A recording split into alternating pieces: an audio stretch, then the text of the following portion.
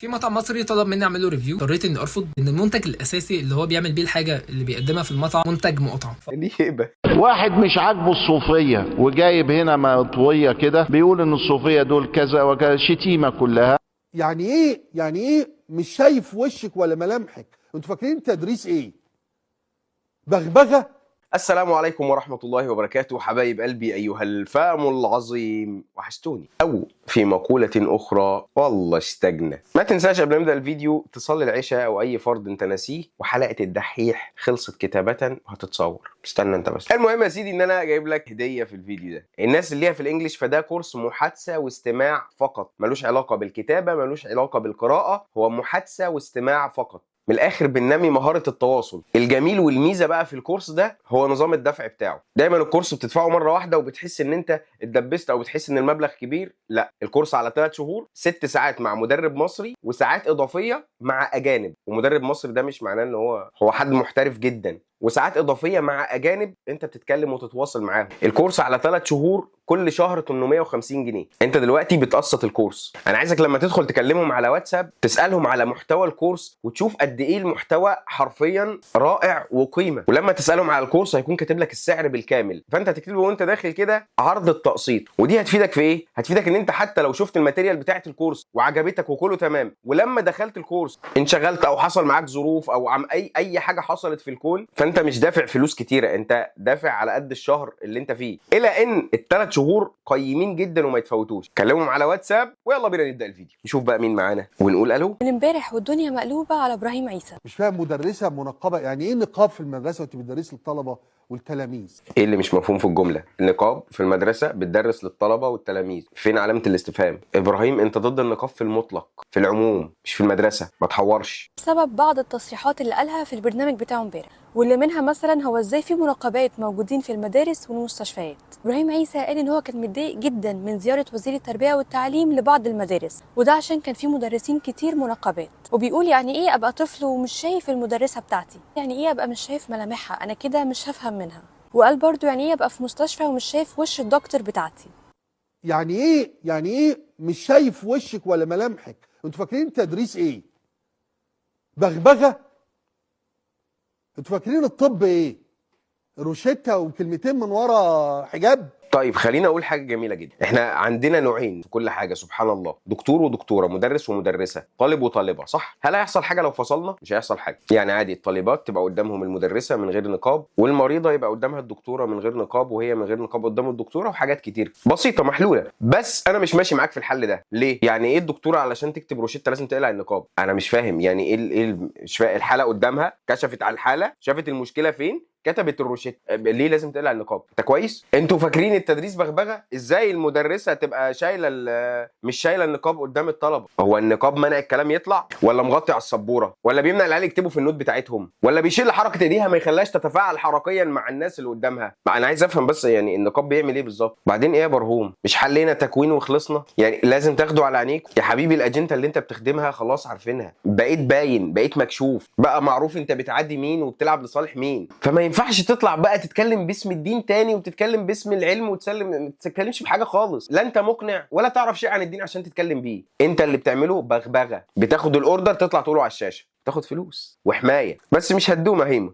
دم الزريان دخل الاسلام والمسلمين في مصر خرجوا منه، سبحان مغير الاحوال. وده يا جماعه الخير اللي بيتسمى بالاستبدال. في راجل محترم جدا اسمه طارق النمر اتناقش في النقطه دي. الغرب لما بيدخلوا الاسلام بيدخلوا زي ما بيقول الكتاب، اللي حاطط تاتو بيشيله، واللي عايش مع واحده بما يسمى الموساكنه بيقطع علاقته بيها. والستات الغربيات بقى مسلمين الغرب تخيل بيمسكوا في الدين بشكل مش طبيعي. الراجل اللي هو اتكلم عنه في الاول ده يعني كان اشهر راجل بتاع بنات في الكون، في الكوكب، سبحان الله. وانت مش هتبقى بصيع منه، يخت وعربيات وفلوس وبنات وليفل ما فيش منه، ورجع لربنا. هو عارف السكه فين، عارف ان كل ده ملوش لازمه. فتخيل اللي جايبها من الاخر بيقول لك يا ابني دي السكه. فما تفرهدش نفسك بقى وتقرر تبقى انت الواد الصايع وبعدين تتوب، عشان ممكن وانت صايع ما تتوبش، وممكن وانت صايع عمرك يخلص وانت هناك وانت في الاخر وانت في قمه الفجر. عشان احنا طالع معانا في الشباب ايه، بص انا هجرب واتبسط واتوب، مش هتلحق. مين اللي قالك ان هي ميسره لك يعني؟ مين اللي قالك انك هتنزل وهتصاحب وهتروح وهتيجي؟ انت ممكن ما تجيش، انت ممكن تروح بس، وتروح وانت فاهم انك صح، وتتلم على ناس يفهموك انك صح. فخليك هنا ما تروحش، وكل ما تروح خطوه استغفر وتوب وارجع. ارجع الخطوه اللي انت اتقدمتها دي، ما تروح لهمش. طب انا قدمي زلت تاني، استغفر تاني وتوب تاني. ان الله لا يمل حتى تمله. توب كل، بص تعمل الذنب كل يوم، توب كل يوم. المهم ان الخطوه اللي تخطيها ناحيه الذنوب ترجعها تاني. صفر العداد بتاعك واقعد حاسب نفسك كده كل يوم، عشان تراكم الحسابات ده ديون هتسدها، والسداد في الاخر حاجه من اتنين، يا جنه يا نار. وانت جاهل، انت ناسي، وهقول لك ازاي انت ناسي. صلي على الحبيب، اللهم صل وسلم وبارك على سيدنا محمد واله وصحبه وسلم. احنا دلوقتي في شهر 10، شهر 10 اللي من 3 سنين. انت متاكد ان انت في الشهر ده ما عملتش ولا ذنب؟ هتقول لي طبعا عملت. طب انت فاكر ايه الذنب اللي انت عملته في شهر 10 من 3 سنين؟ فاكر الذنوب اللي عملتها في الشهر ده كله؟ مش فاكر، بس هتتحاسب عليها وهتفتكرها يوم الحساب، واتكتبت عليك وانت مش فاكرها، ومش فاكر تستغفر عنها، ومش فاكر تتوب عنها. فتوب لربنا عن اللي انت فاكره واللي انت ناسيه، عن اللي انت عملته واللي مش فاكر انك عملت، عشان لحظة الحساب يا اخي هتشوف ذنوب. اصل الديون لما بتتراكم بتبقى مهولة. انت مش فاكر شهر واحد كان من 3 سنين، ما بالك بعمرك كله. فانت اول باول كل اخر يوم تعالى نيلنا ايه النهارده، توب عنه قبل ما صليناش ايه النهارده، صليه قبل ما تنام.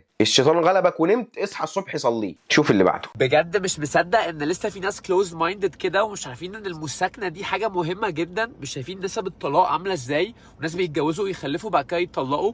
فاحنا نجرب قبل الجواز واتس اوكي، كل حاجه بتتطور، حتى الدين لايك بيتطور. واحيه هو مش بوكيمون حضرتك عشان يتطور، هو الدين ثابت، الدين ثابت ما بيتغيرش. ممكن في شويه حاجات فلكسبيليتي ما فيش مشكله، بس ده يعني this is not co-living, this is called زنا. This is called زنا. هو اسمه زنا. انتوا عارفين ان في برنامج في دوله ما غربيه متاخره متخلفه بيعملوا فيه اختبارات للابن يشوفوا مين ابوه؟ انتوا عارفين ان 90% من اللي بيروحوا البرنامج ما بيبقوش اهاليهم؟ not your father. معلش يا ابني مش ابوه، معلش يا حاج ده مش ابنك. شوف بقى كانت بتساكن فين وجابت لك الراجل ده وانت اللي شايله. انت عارف ان اغلبيه امريكا، انا يعني الجمله هي كبيره، بس بص خدها بلفظها الحرف، ولاد حرام. اغلب امريكا ولاد حرام، لان هم جم بطريقه مش حلال. المهم، فعلشان نسب الطلاق زادت فاحنا نعمل مساكنه، نزود نسب الزنا ونسب الاولاد اللي مالهمش اهل، وماله ايه المشكله. بس خليني اقول لك ان نسب الطلاق زادت اصلا ليه؟ مش عشان هو مش عاجبها وعشان هي مش عاجباه، لا، عشان الانفتاح اللي حصل. انت عارف احنا ليه مأمورين بغض البصر؟ لو انت راجل دلوقتي معاك 100 مليون جنيه ودخلت مول كله موبايلات، ورحت شفت كل الموبايلات اللي في المول، وعرفت تفاصيل كل موبايل من فوق لتحت، وكل الموبايلات اوبشنز مختلفه واوبشنز حلوه وحاجه تخطف العقل، وانت خدت موبايل منه بعد استخدام اول شهرين، ومع اول غلط تطلع من الموبايل ده حسيت ان لا، انت كان ممكن تختار موبايل تاني وما يبقاش فيه الغلطه دي، وانت معاك فلوس والمول مليان، انا هسيب الموبايل واروح اجيب موبايل غيره. منطقيا ده اللي هيحصل، لان انت شفت كتير قوي واختيارات كتير قوي، واختيارات سهله، اختيارات ما تربطش. بس في حد تاني اول ما دخل المول شاف موبايل في حاجات ترضيه، في حاجات تناسبه، خد الموبايل وما بصش على غيره، ما شافش تاني، بيتعامل انه ما صدق انه لقى الحاجه اللي تناسبه. ده راجل غض بصره عن الاف الاختيارات المباحه. فارتفاع نسب الطلاق باعترافات امريكا انستجرام ليه دور فيها. تخيل بقى، ما بالك بالمواقع التانية. وكل ده كان من ايه؟ غض البصر. اللهم ارزقنا واياكم غض البصر. قولوا امين.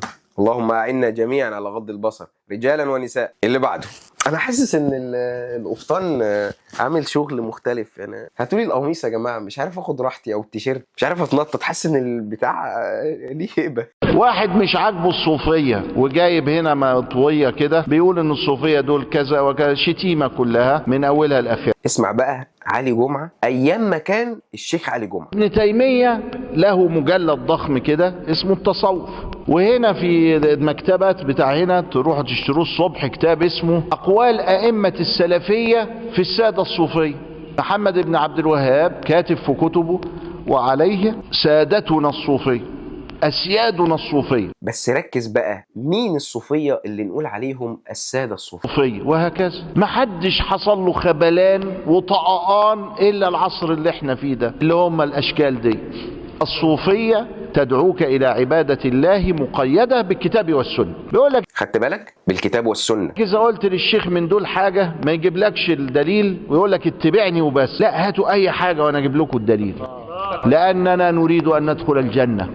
دي الصوفيه، الحاجه اللي ملهاش دليل ما بيعملوهاش. نفس بقى الراجل المحترم ده هو اللي قال كل حاجه منهج، كل حاجه منقره، ويقول لك وهل ورد هذا عن رسول الله. هو اللي اتريق، هو نفسه اللي كان زمان بيقول احنا ما بنعملش حاجه من غير دليل. فالصوفيه اللي ماشيه بالكتاب والسنه وبالدليل نتمنى نبقى زيهم، نبقى زيهم في حب آل البيت وحب رسول الله، نتمنى نبقى زيهم في درجه تخلي عن الدنيا لربنا وللقدر، ومؤمن بالقدر خير وشر وحاجه جميله، نتمنى نبقى زيهم. لكن الصوفيه المنحرفه اللي بتروح تستغيث، تدعي عند قبر، تبتدع صلوات، تبتدع افعال، هي دي اللي الهجوم عليها.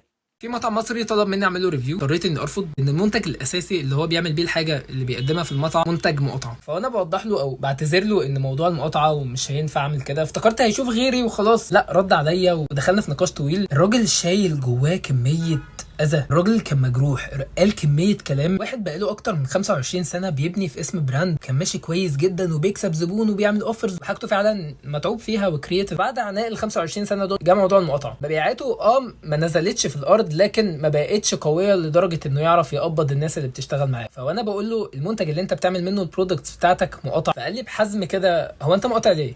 فقلت له عشان اخواتنا. قال لي لا انت مقاطع عشان تضر التانيين. فسكت كده، يعني هو كلامه منطقي، احنا مقاطعين عشان نضر التانيين. فبقول له تمام. والراجل اقسم بالله كان مستعد يطلع لي ورقه وقلم بالحسابات اللي هو كان عمال يحسب فيها وقد ايه هو مجروح من. تعالى نختصر الفيديو مع بعض. مين المضرور من المقاطعه؟ اللي هيقع عليه الضرر هو اللي مقرر يشتغل بمنتجات المقاطعه في وقت المقاطعه. وبقول وقت لان للاسف في ناس وقفت. خلينا اكمل. لو انا دلوقتي سوبر ماركت في الشارع، دلوقتي انت لو دخلت اي سوبر ماركت هتلاقي عنده منتجات مش مقاطعه، يا في كولا يا مش عارف ايه، اي منتج مش مقاطعه. ليه؟ هو مش هيقدر يخسر، فهو عايز يكسب العملاء، فجاب ايه؟ منتج بديل، صح؟ لو كان فضل على ثلاجه البيبسي كان في ناس كتير هو يخسرها، فهو مش عايز يخسر. كذلك المطاعم استبدلت المنتجات بتاعت المقاطعه بالمنتجات اللي مش مقاطعه ورجعت تظبط البالانس بتاعها تاني. ليه؟ عشان ما تخسرش عملاء. طب اللي قرر انه لا انا على مبدئي انا هفضل استخدم حاجه المقاطعه وانا زي ما انا، هيخسر عملاء عندهم دم ودين وانسانيه. فالمتضرر هو اللي متمسك بالعدو. الرسول صلى الله عليه وسلم قال جاهدوا الكفار باموالكم. هي دي مش اموالكم؟ انت بقى كصاحب مطعم هي دي مش فلوس؟ انت مش هتلاقي تاكل لو بدلت، مش هتلاقي تاكل لو غيرت. مفيش مطاعم غيرك سبقوا وغيروا وبدلوا. ما شفتش بازوكا، ما شفتش بافلو برجر، ما شفتش مطاعم المشويات. ايه اللي في المطعم اختراع لازم يجي مقاطعه يعني؟ يا راجل ده بلبن رغم الهجوم اللي حاصل عليه والمشكله دي كلها، الا انه براند مصري 100% هو اللي بيصنع حتى يعني مش فيزياء. يعني ايه مش عارف تصنع اكل؟ يعني ايه مش عارف تصنع مايونيز؟ يعني ايه مش عارف تسيح جبنه يعني ايه؟ مش فاهمها. اخد بايدك امتى واعذرك امتى؟ لما تقول لي دواء مش عارف اصنعه هنا، الجوده بتاعته هنا مش. لما تقول لي موبايل، كل الشركات اللي احنا بنتعامل معاها كلها شركات فيها املاك منها جزء مقاطعه واحنا مش عارفين نستغنى عنها لان ما عندناش بديل. مش همشي بتليفون بسلك في العصر اللي احنا فيه ده. ففي حاجات هعرف اعذرك فيها وحاجات لا. اشوفك الفيديو اللي جاي. والسلام عليكم ورحمه الله وبركاته.